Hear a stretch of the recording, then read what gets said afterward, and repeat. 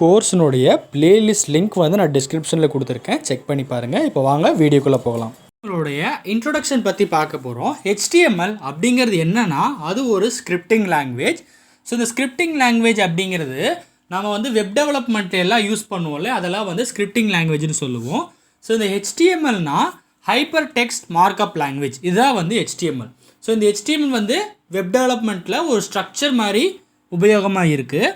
இப்போ வந்து இந்த பேஜில் பார்த்தீங்கன்னா, ஸோ இந்த பேஜில் நமக்கு கூகுள் அப்படின்னு ஒரு இமேஜ் இருக்குது, அப்புறம் ஒரு சர்ச் பாக்ஸ் இருக்குது, அப்புறம் சில காம்பனன்ட்ஸ் வந்து இருக்குது. ஸோ இது ஒரு வெப்பேஜ் அப்படின்னு எடுத்துக்கிட்டோன்னா இது வந்து நமக்கு டிஸ்பிளே ஆகிறது. ஓகேங்களா? ஸோ இந்த HTML வந்து ஒரு ஸ்ட்ரக்சர் மாதிரி யூஸ் ஆகும். ஸோ ஸ்ட்ரக்சர் அப்படிங்கிறது பார்த்தீங்கன்னா, ஸோ ஹெட்டிங்கு, பாடி இதெல்லாம் வந்து நம்ம HTML மூலிமா தான் கொடுக்க முடியும். ஸோ இப்போ பார்த்தீங்கன்னா இந்த பேஜினுடைய சோர்ஸை நாம் பார்க்கலாம்.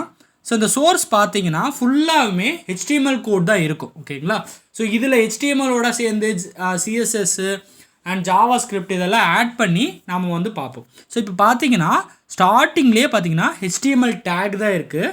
ஸோ இந்த வெப் டெவலப்மெண்ட்டில் மோஸ்ட் இம்பார்ட்டன்ட் வந்து இந்த HTML. ஸோ HTML வந்து நல்லா தெரிஞ்சிருக்கணும். ஸோ இப்போ HTML வந்து இந்த டாக்குமெண்ட் க்ரியேட் பண்ணணும் அப்படின்னா நம்ம எந்த டெக்ஸ்ட் எடிட்டர்ஸில் வேணாலும் பண்ண முடியும். எக்ஸாம்பிளுக்கு நோட் பேடில் பண்ணலாம், விசுவல் ஸ்டுடியோ கோடில், நோட்பேட்++ல் அப்படின்னு நிறையா டெக்ஸ்ட் எடிட்டர்ஸில் வந்து நம்மளால் க்ரியேட் பண்ண முடியும். ஸோ நான் வந்து உங்களுக்கு விசுவல் ஸ்டுடியோ கோடில் வச்சு சொல்லித்தர போகிறேன். ஸோ விசுவல் ஸ்டுடியோ கோட் வந்து அதனோட இன்டர்ஃபேஸ் வந்து சூப்பராக இருக்கும். ஸோ இப்போ நான் ஆல்ரெடி வந்து ஒரு HTML டாக்குமெண்ட் க்ரியேட் பண்ணி வச்சுருக்கேன். ஸோ இந்த HTML டாக்குமெண்ட் வந்து அதனுடைய எக்ஸ்டென்ஷன் பார்த்திங்கன்னா .html. So file name .html அப்படின்னு கொடுத்தா மட்டும்தான் இது வந்து HTML டாக்குமெண்ட்டாக சேவ் ஆகும். ஸோ இந்த HTML பார்த்திங்கன்னா டேக் ரிலேட்டடானது. ஸோ இப்போ பார்த்தீங்கன்னா இங்கே வந்து HTML டேக் ஓப்பன் பண்ணியிருப்பேன். ஸோ ஓப்பன் பண்ண HTML டேகை நான் வந்து க்ளோஸ் பண்ணியிருப்பேன். ஸோ இந்த மாதிரி 2 வகையான டேக்ஸ் இருக்குது. ஒரு டேக் ஓப்பன் பண்ணால் அதை க்ளோஸ் பண்ணணும், இல்லைனா ஓப்பன் பண்ணுற டேக்ஸ் மட்டுமே இருக்குது. ஸோ ஃபார் எக்ஸாம்பிளுக்கு பிரேக் டேக்ஸ் எல்லாம் பார்த்தீங்கன்னா ஜஸ்ட் ஓப்பன் பண்ணால் மட்டும் போதும், அதை க்ளோஸ் பண்ண வேண்டிய அவசியம் இல்லை. ஸோ இது பார்த்தீங்கன்னா HTML ஃபஸ்ட் நம்ம மென்ஷன் பண்ணணும். அடுத்தது ஹெட் டேக் இருக்குது, அடுத்து பாடி டேக் இருக்குது. ஸோ இந்த மாதிரி ஒவ்வொரு டேக்கையும் வந்து நாம் கொடுக்கும் பொழுது, ஸ்டார்ட் பண்ணும் பொழுதும் அதை எங்கே முடிக்கணுமோ அந்த இடத்துல கரெக்டாக நாம் முடிக்கணும். ஸோ இப்போ பார்த்தீங்கன்னா இது ரன் பண்ணோன்னா நமக்கு வந்து இந்த மாதிரி வந்து அவுட்புட் கிடைக்கும். ஓகேங்களா? ஸோ இப்போ வெப்பேஜ் பார்த்தீங்கன்னா ஃபஸ்ட்டு இங்கே இருக்குது பார்த்தீங்கன்னா, இதுதான் வந்து ஹெட்டிங். ஓகேங்களா? இதில் தான் நம்ம வந்து டைட்டில் கொடுப்போம். சரிங்களா? இங்கே என்ன கொடுத்துருக்கேன்னு பார்த்தீங்கன்னா மை ஃபஸ்ட் அப்ளிகேஷன் அப்படின்னு வந்து கொடுத்துருக்கேன். ஸோ மை ஃபஸ்ட் அப்ளிகேஷன் கொடுத்துருக்கேன் இந்த டைட்டில், அதாவது ஹெட்டிங்குள்ளே நான் வந்து டைட்டில் கொடுத்துருக்கேன். அது வந்து எங்கே எனக்கு டிஸ்பிளே ஆகுது, என்னுடைய வெப்பேஜில் மேலே ஹெட்டிங்கில் வந்து எனக்கு வந்து டிஸ்பிளே ஆகுது மை ஃபஸ்ட் அப்ளிகேஷன் அப்படின்னு.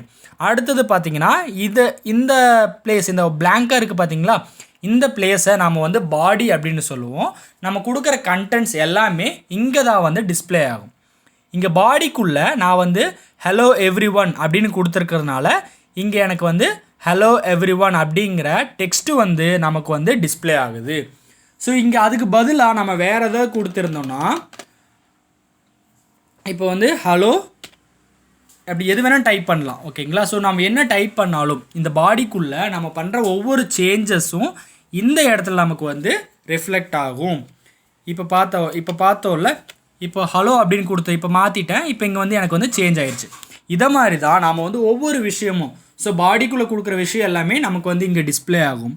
ஸோ தொடர்ந்து நாம் வந்து ஒவ்வொரு HTML டேக்ஸ் அண்ட் ஒவ்வொரு HTML கான்செப்ட்ஸ் பற்றி டீட்டெயிலாக நம்ம பார்க்கலாம். தொடர்ந்து என்னோடய சேனலை ஃபாலோ பண்ணுங்கள். தேங்க்ஸ் ஃபார் வாட்சிங்.